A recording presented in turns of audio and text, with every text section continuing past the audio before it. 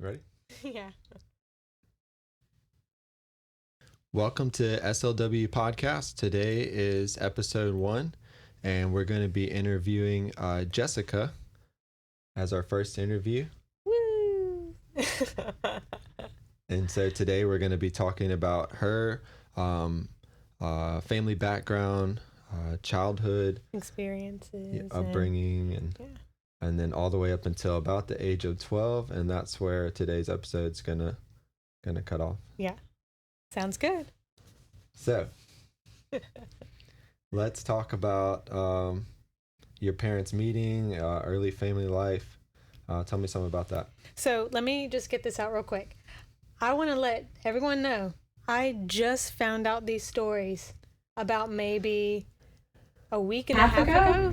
2 weeks ago. I knew bits and pieces, like my parents met young, but I on three different accounts, I got the story and they all matched up. So yeah.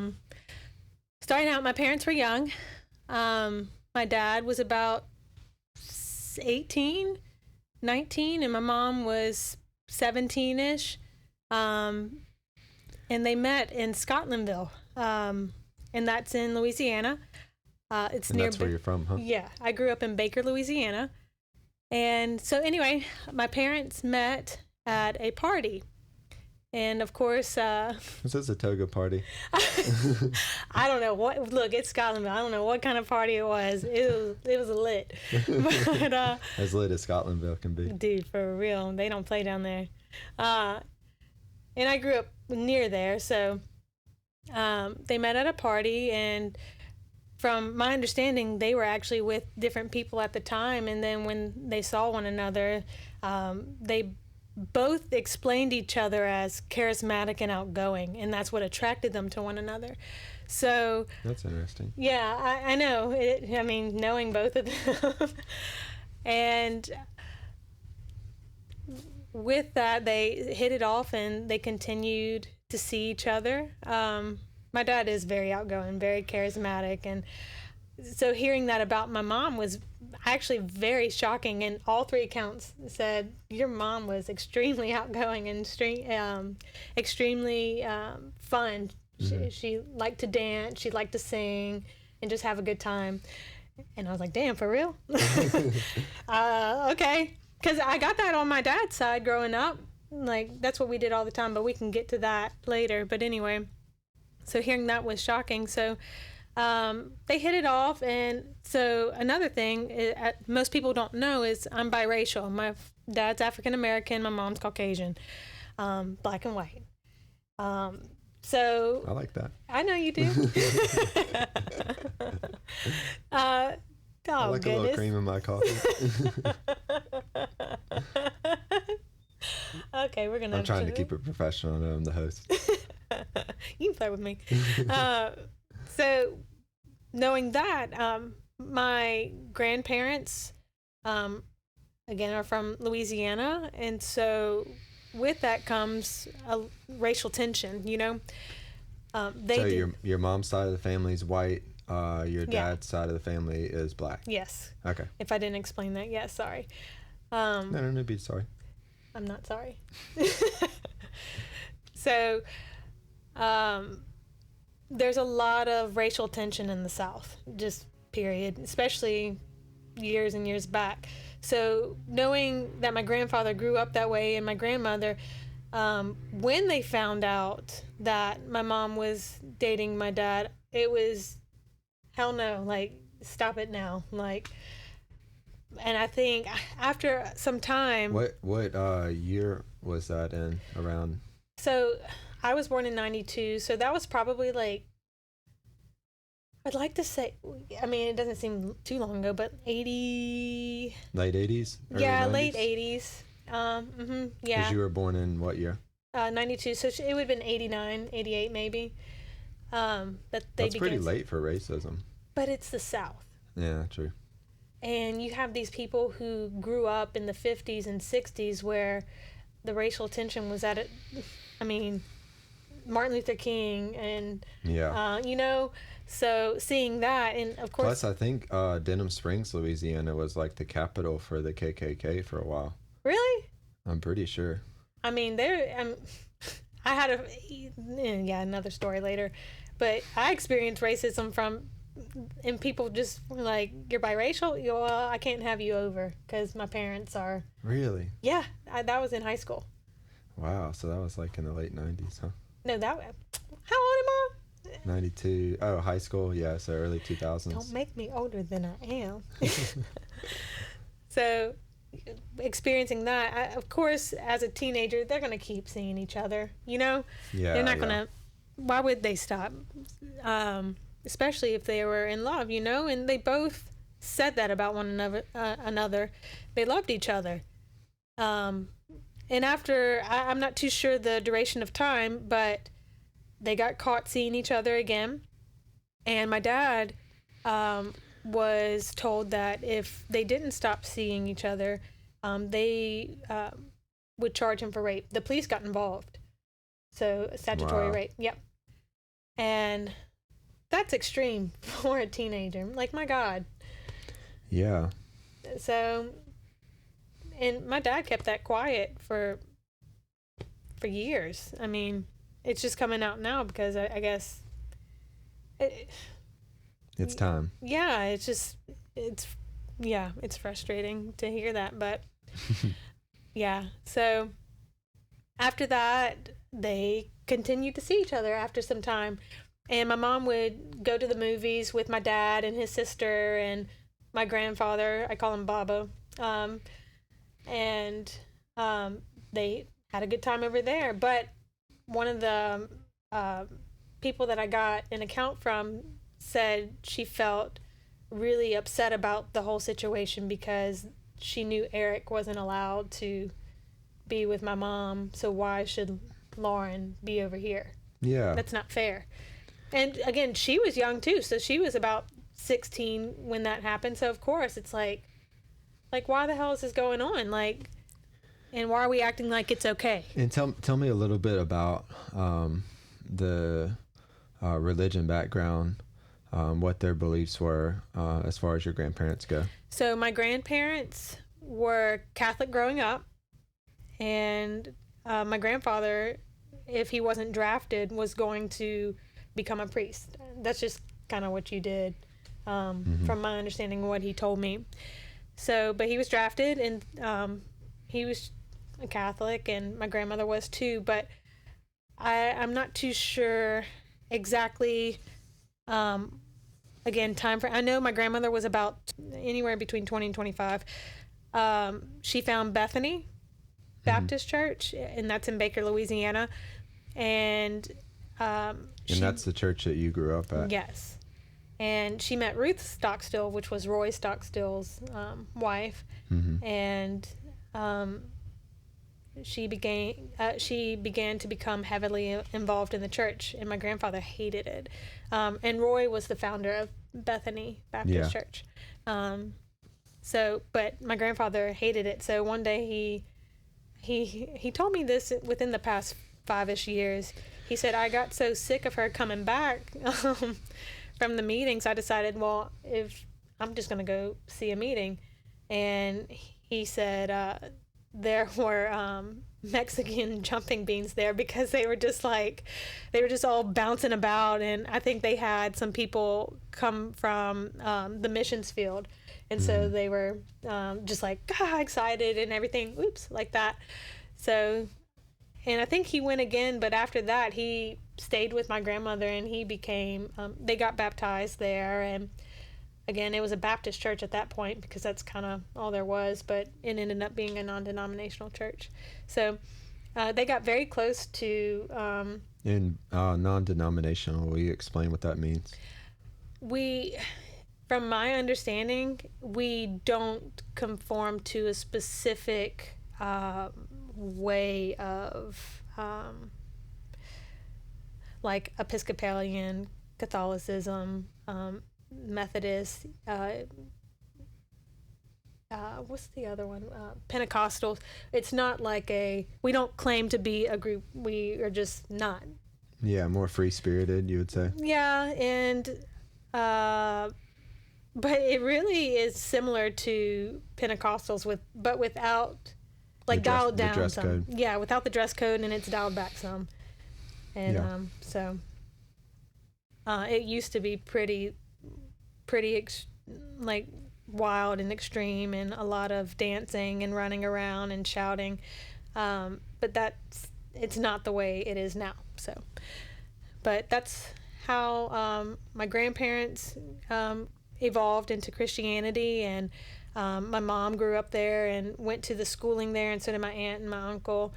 And let's fast forward back to my parents. Your parents' relationship, the tension that was there, how your grandparents played a role in the shaping of their relationship. Okay, so after some time, my mom ended up getting pregnant with me. And she... What? Yes. The greatest day of my life. Shit, bitch. And you weren't long before that, though. Mm-hmm. So she ended up getting pregnant, and...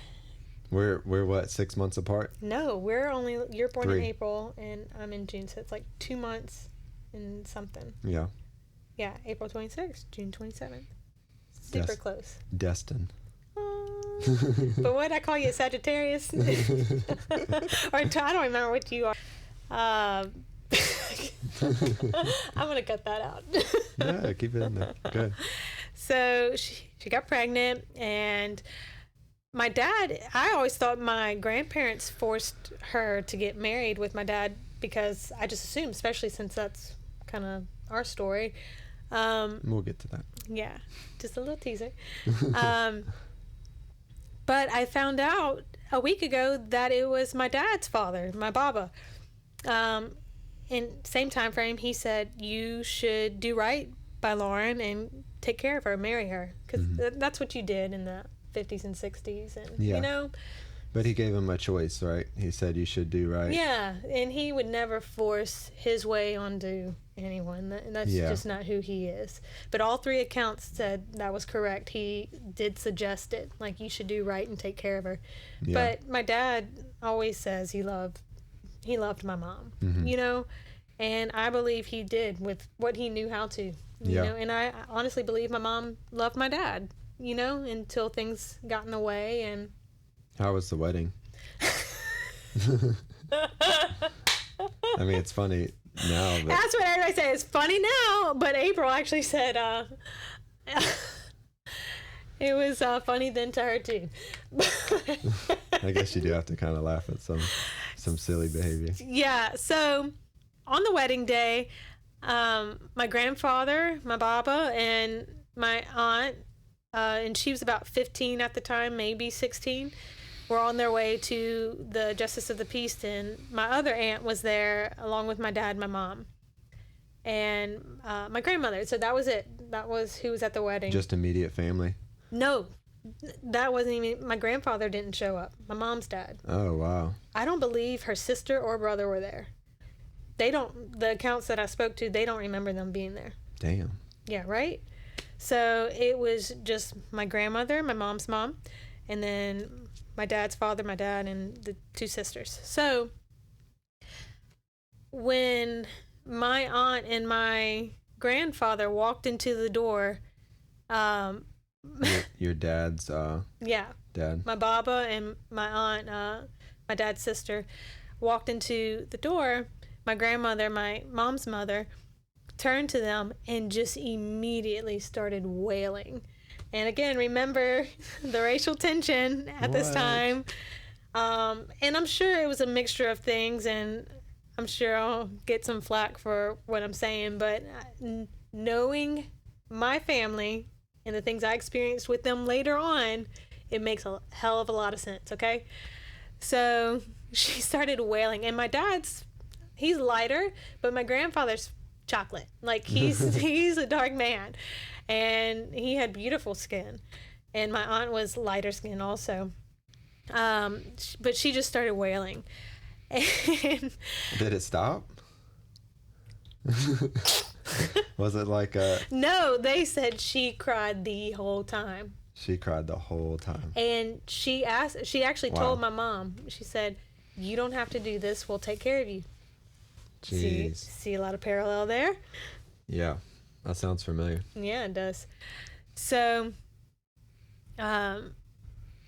Mamas with the drama. That's what we should call the show. Mama and Drama Mama. So my aunt, the one that was walking with my grandfather, ran out the door, and and so my grandfather went after her, and she told me that she had to put her head between her legs because she just couldn't hold it in. And so my grandfather went over there. He was like, "Girl, what's the matter?" And he could hear her making noises like and things like that. And she sat up and she was cracking up. She was just dead. And he said, "You fool! You fool! I thought you were crying." And so, no, I mean, my grandfather was such a character. So hearing them tell me that, I was like, I could hear it perfectly. "You fool!" So they got their composure and went back in, and my grandfather also leased out a little building for them to go enjoy some snacks and beverages after. So, I mean, that's all I know about that. So, wow. Yeah. So you had drama, you had racism, you had y'all thought y'all were watching good TV. No support. No. Oh, no my support. poor mom. Like, yeah. Like, that hearing had to be that, hard, huh? Yeah. And such confliction, you know? Right, because here you have one person who you love, and she was pregnant, right? Yeah. So she's expecting a child, and then you have the people that raised you, who said that they loved you, now not supporting your new love. Yeah. Yeah, that's pretty intense. So I do know that my grandfather that is intense. It's like, yeah. If it's anything, I'm sure it was different, but I can relate. You can relate. Yeah. You know? Yeah. So, which sucks. But, let's go into your early childhood, because once you were born, things changed. The family became involved, and they wanted to be a part. But my dad's side, they were actually very scared. They thought that I would be mistreated because of... They were worried about your skin color, you said, right? Yeah. One of them said, "I was so grateful you weren't dark," because... Yeah, that's sad. Yeah. So, in hearing her say that, and I mean, like, I'm 33 now. I mean, that broke my heart. Yeah. You know? Because I experienced very little racism in my life. I can't imagine what they experienced. So, anyway, fast forward and... So, what was it like growing up in your house?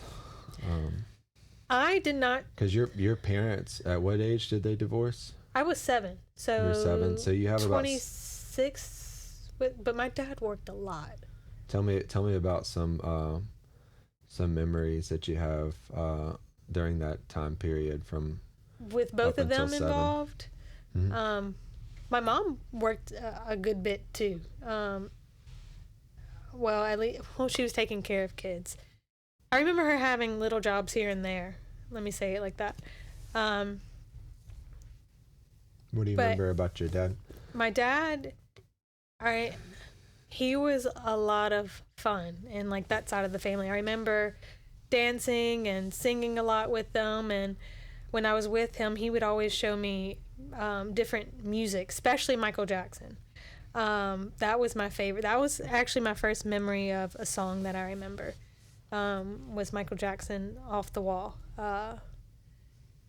So I had a lot of good memories with music with him growing up. Did your mom ever show you any music like that? No, not at all. When I was little, I have this vague memory of, I was probably like 3 or 4. Yes, I remember that.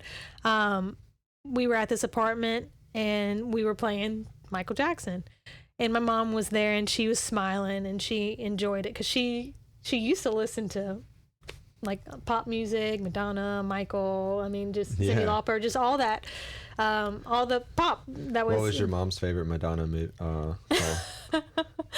I was told it was Like a Virgin, and I was told that she would sing that when she was pregnant, and of course she denied it, but people told me she loved music and she loved dancing. So I wouldn't be surprised, especially if that was a hit song at that time. So there's that. So I do remember that, and I remember being outside, and I remember like playing outside a lot at parks and the tennis courts. I remember that a lot. Or just different memories of like flashes of scenes. And my dad teaches tennis to this day, and he was So what tension did you experience in the home that caused you to develop the way that you did?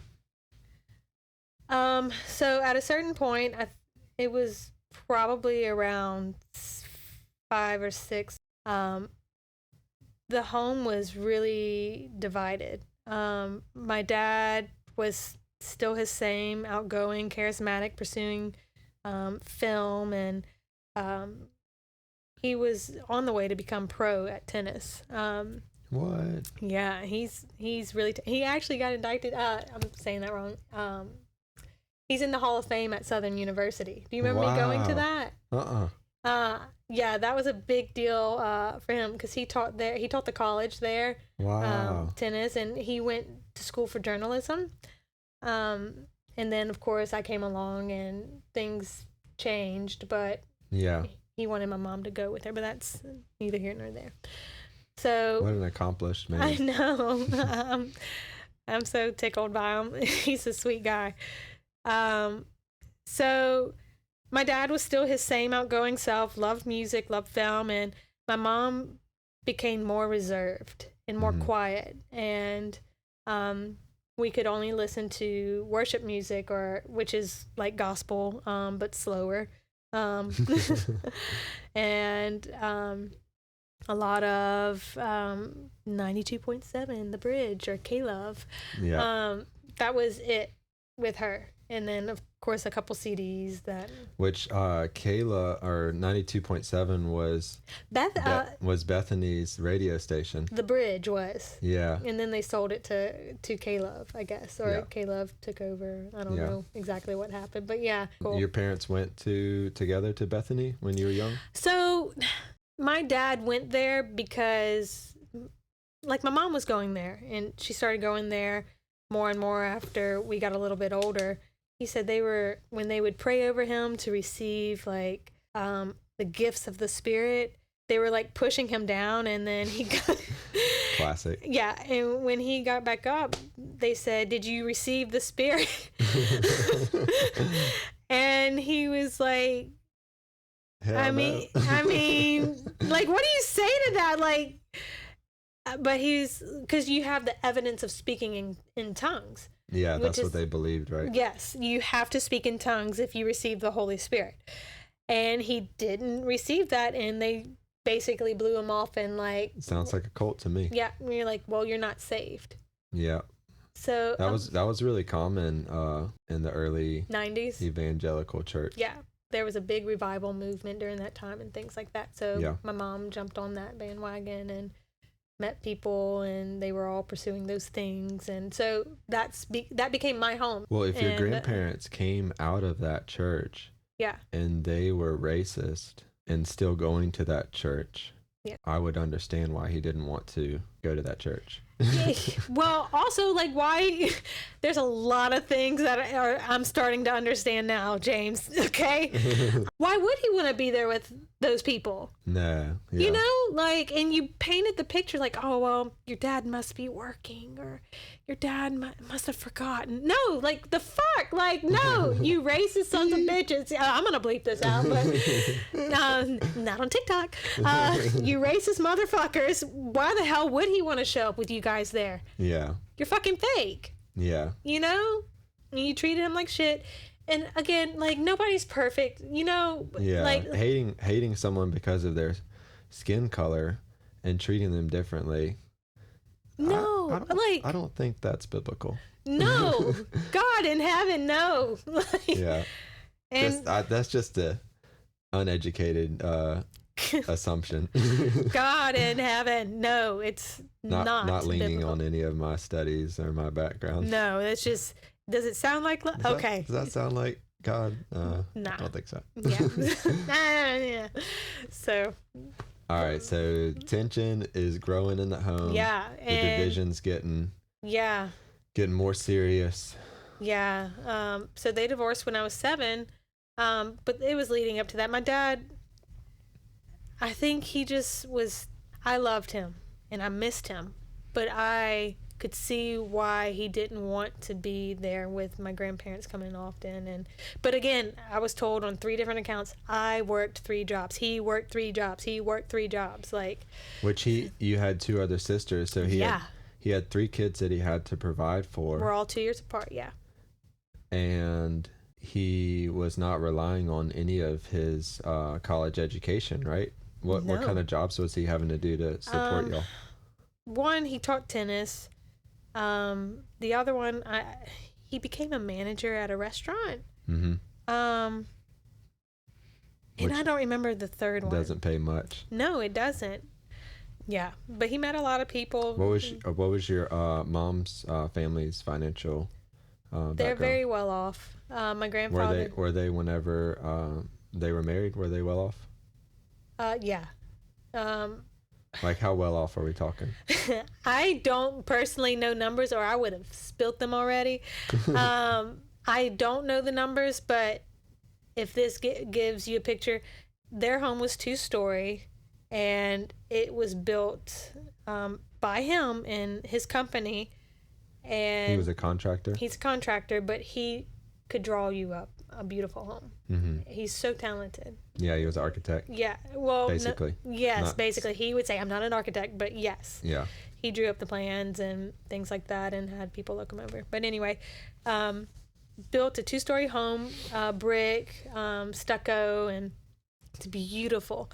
And iron staircase. So in a sense, your dad was kind of having to make his own way and sort of prove himself. Yeah, for sure. And if you kiss ass enough, like they'll give you money.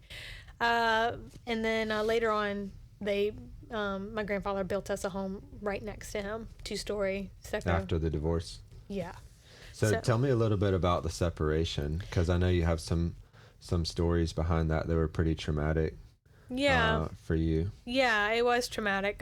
So I found out they were divorcing with my mom and her best friend. They sat me in her room. Who was your mom's best friend? Donna. Did I tell you this? Mm-hmm. Yeah, okay. And they sat me in... Donna Watson? Yeah. Okay. Yeah. Just confirming for the record. Donna Watson. They sat me down in her bedroom. I don't remember the lights being on or anything, but there was a window or something, and it was kind of dim, and I was like, what's going on?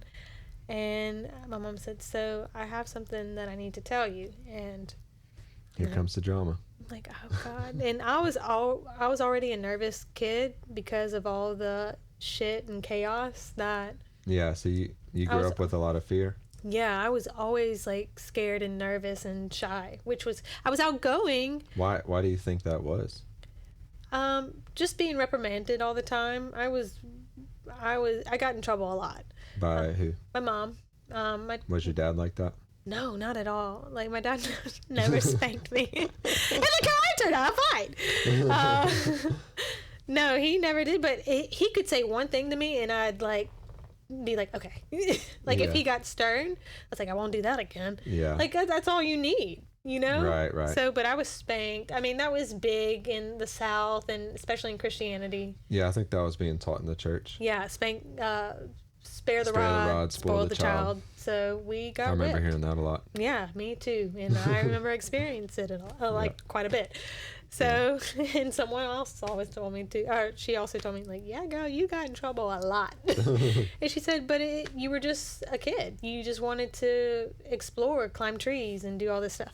But anyway, so they sat me down. I have something to tell you. Me and your dad are getting a divorce. And I don't think I fully understood what that meant. What 7-year-old does? Right. So... they were like, that means we're not going to be living together anymore. Let me tell you this real quick. What? This is a really good story. So on my dad's birthday that same year, we were throwing him a surprise party. there was this big box there. It was wrapped. My grandfather was there. My mommy was there. And I believe By your grandfather, you mean your Baba? Yes, I'm so sorry. You can use his name. That way people know. Baba's my dad's dad. Mimi's my mom's mom. Papa's my mom's dad. Yep. And Monty is my dad's mom. Okay. So I want to say everybody but my papa was there. And I believe a couple of my mom's friends, which is awkward anyway. So this was after the divorce? This was before the divorce. Okay? This is an important story. So my mom said, y'all are going to get in this box, and when he comes in, you're going to jump out and say surprise. And so we're like, well, yeah, it's so fun. Like, what kid would want to get in the box and surprise their dad for their birthday, you know? Yeah. So found out the heart behind it was my mom took away his key, and they were like just on the track of not doing well and getting divorced. And she said that day Your mom took the key to the house from your dad? Yeah. That's weird. Yeah. So she was going to give him a key again, got him a Bible, and then we were in the box. And so basically you get your family back. Like, wow. Yeah. So she used you guys as a like a leverage or yeah, really a manipulation point to get him to do what she wanted, huh? Yeah. Let us lay our hands on you again and make sure you receive the spirit. Oh, poor fella. He had scarves and oils put on him, and they tried to pray over him. And why? Wait, when did this happen? I don't know, but I've had more than one person tell me this story, because I heard it at first. I'm like, yeah, maybe, but then I heard it again. I was like, you're telling it the same way. And then I heard it again. I said, from somebody else? Damn, okay. You know? So while he was sleeping, while he was laying down. He was sleeping? And what they did, what? And we'll get to explaining this stuff later, but they would lay scarves or like flags over him or on him, and then put anointing oil, which is what we believed in that time, that would help spirits like leave. And so they believed he had spirits? Yeah, like demons. Demons? Poor fella. He didn't have a demon. Your dad's probably one of the nicest people I've ever met. Giving without strings attached. Yeah. Yep. So what did he do when he woke up? Well, he wake up with all the stuff on him? Yeah, I heard that he just popped up, was like, ah! But again, he always maintained such a good sense of humor. He's so funny.